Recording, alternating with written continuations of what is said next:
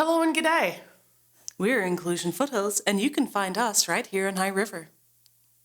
I'm Natalie, the Community Response to Engage Workplaces Coordinator. And I'm Michelle, the Youth Employment Success Coach in our Jobs program. That's Jobs with a small z. We're so happy to be here and are thrilled to have the opportunity to speak to you about who we are and what we do. It's not often that they let us out, let alone together. You've probably heard about us. We used to be called Foothills Snaps. But this summer we changed our name to Inclusion Foothills. Michelle, why did we change our name? Good question, Natalie. Well, you see, with the changing world and the way our families and individuals represent themselves, we wanted to rebrand to become more inclusive, more adaptable, and more forward-thinking. So what you're saying is that Inclusion Foothills represents both who we are and what we do. We advocate for inclusion in schools, sports, the community, and workplaces. Didn't you just have a get-together with some of these who's recently? What in the whobilation was that about? Oh, you mean the frank discussion about inclusive employment? We did have a spicy night at Carlson's talking about that hot topic. Communication and motivation were at the forefront of that discussion, finding out what motivates the employees and the best way to communicate with them to create a successful working environment. We're hosting more frank discussions in the future, so reach out to Inclusion Foothills if you want to be a part of the conversations. Oh, so you mean inclusive employment and workplaces are possible here in the Foothills? But how would that look? I know what the words mean, inclusive and employment, but it all sounds so complicated. Let me set the scene for you. Imagine, you're a local business owner looking for your next top employee. You've scoured the resumes that pile on your desk, you've checked your list, interviewed twice, and you've hired a person who you know is going to be a good fit for your business, your clientele, your staff. It's perfect. Okay, so let me run with this. Things are going great. You did the paperwork, you did the training, you're positive and upbeat and thoughtful, you're a gold star employer, your ducks are in a row. Everything is great. Until they're not. The mold that you so carefully sculpted for this new employee is just not quite the right size. There's holes where there shouldn't be, and even though you've told them like a who million times that the ketchup doesn't go with the calculators, there it is, with the calculators. So you begin to doubt yourself. Is it my training process? Is it my business? It must be something wrong with the employee. In a late night mirror chat with yourself, you decide that it's okay. You'll give them more time. It's good. Everything is great. Maybe they're just having a bad day. In the morning you get up, you put on that gold star and you go to work smiling, positive, happy, and the ketchup is with the calculators. Deep breath. Don't freak out. What do we do now? After everything we've thunk and quizzed and queried in our heads, where do we go from this hootastrophe? Well, it's obvious then. There is only one solution.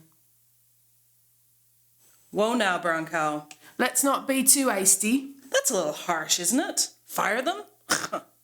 It sounds like you should sit down with this new employee and ask them what they need to perform their job better. They might need accommodations. A comma what? A comma who? Accommodations. Accommodations. They're not a fancy 5-star hotel or a quaint B&B in Whoville. They're not expensive or time-consuming. Accommodations. Small changes to the workplace environment that have big impacts on those who need them. An accommodation could be something like a change in overhead lighting sources, a stool at a counter, or closed captioning on training videos. Accommodations. They don't have to be big, they just have to be useful. Perhaps your new employee can't see in the dim storage room because they have reduced eyesight. Or maybe the sound of your refrigerator buzzing is disorientating. An extra light bulb or some earplugs could remedy this calamity in 2 clicks. Perhaps they enjoy arranging the red calculators with the red tomato sauce. Who could possibly know why this keeps happening if no who asks? Sometimes a disability, barrier, or illness is not visible to the naked eye. Take, for example, Wallace Grewhoo, a shelf stalker at the local Who Mart. Now Wallace, he's an elf with the shelves. He can stack and stock, alphabetize and labelize the products like no who. However, Wallace has difficulty when he... Wallace likes order and things in a row. His personal life is chaotic. There's debt, there are hungry children. He's been on income support for a while now because he fears the stigma and the rejection that surrounds his past work experiences. Wally has some mental health concerns, but he also has a learning disability. When interrupted, Wally will gladly help the store patron, but he will forget where he left off when he comes back to his task. This is something that frustrates his managers to tears. So how do we help Wallace Groohoo? To the outsider, he seems distracted or lazy. Unreliable and slow. He doesn't learn quickly, and his tasks remain unfinished. Wally and his employer should sit down and chat about what's going on and how both can work towards a better tomorrow. Maybe Wally needs a checklist of steps 1, 2, and 3. Something that's itemized and easy to see. What if Wally worked a different or later shift? One where he's stocked without shoppers to give the store a facelift. Wait, is that an accommodation? Yes, it is. Are you getting it now? Maybe. I get it with Wallace Groohoo, but what about the situation with Debbie Tulu? Debbie, the youth down the road. Yes, her. She's 16, she doesn't have much experience, and her speech impediment kind of makes it difficult to communicate. Okay, are you ready for this? Debbie may not be able to tell you what's what, but the things that she's thought make her better than most. She's quick with her hands and quicker with her mind, and all she needs is a little of your time. But won't it be too hard to work with her? I mean, we need to be able to, talk. But do you? Really? Or could you use a bulletin board or digital messaging to work together? Maybe through some easy team building, you can work out a system that includes basic sign language and increases morale. Your staff will become adaptable and maybe even learn some cool skills. That's neat. It really is. So is this what it means to be inclusive? To give equal opportunity to all? Exactly. You see, when we change our perspective and open up opportunities, we grow as individuals, employers, workplaces, and communities. That's nice. It hits me right in the feels.